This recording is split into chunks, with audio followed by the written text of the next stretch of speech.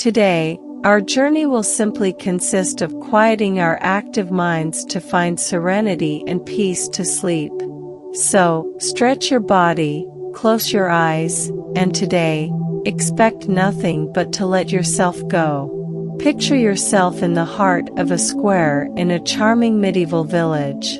Start observing around, people strolling through the streets, animals inhabiting the place, and a small crowd formed out of curiosity. You approach to find out what's happening. A large circle of people surrounds a woman who seems to be speaking to all of them. In her eyes and in the energy she emanates, you feel immense wisdom. With few words, she manages to calm the crowd, who listens attentively. You realize she's the wisest woman in the village. Whenever the new lunar cycle begins, people gather around her to hear the wise stories she wishes to share.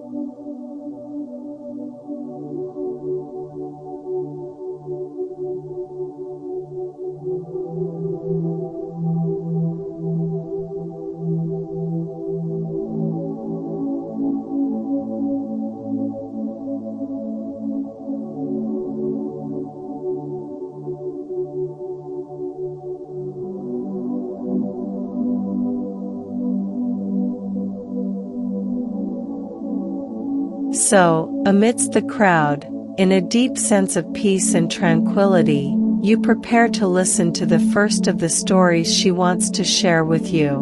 Once upon a time, there was a king in love with a woman named Sabrina. She belonged to a much lower social condition than he did, but the king was so in love that he made her his last wife. One afternoon, while the king was out hunting, a royal messenger arrived to inform that Sabrina's mother was seriously ill. Despite the prohibition of using the king's personal carriage, Sabrina got into the carriage and rushed to be with her mother. Upon returning to the kingdom, the king was informed about this. "Isn't it wonderful?" he said. "It's truly filial love." She didn't hesitate to risk her life to take care of her mother. But on a certain day,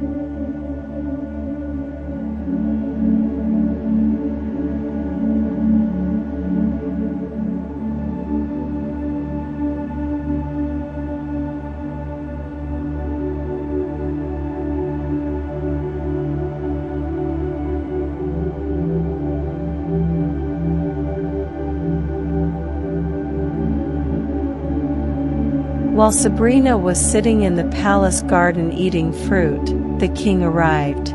As always, the princess greeted him lovingly and then took a bite of the last apple remaining in the basket. "These apples seem delicious," said the king. "They are," replied the princess, reaching out to offer her beloved the last slice of the apple. "How much you love me," said the king. "You gave up your own pleasure to give me the last apple in the basket. Isn't she the most fantastic woman in the world?" But, as always inevitably happens, a few years passed, and without knowing quite why, love and passion quickly disappeared from the king's heart. Sitting with his friend, the king said, "Sabrina never acted like a queen. She challenged my authority by using my carriage without permission. Furthermore, I recall one day she gave me a bitten apple to eat." Legend has it that even before Hispania existed, a dragon roamed the world in search of the fountain of eternal youth. Its only clue to finding it was a place marked by a vein of pure quartz. With the claws of its left paw, it scratched incessantly any volcanic stone it found in its path. Years passed, centuries passed, and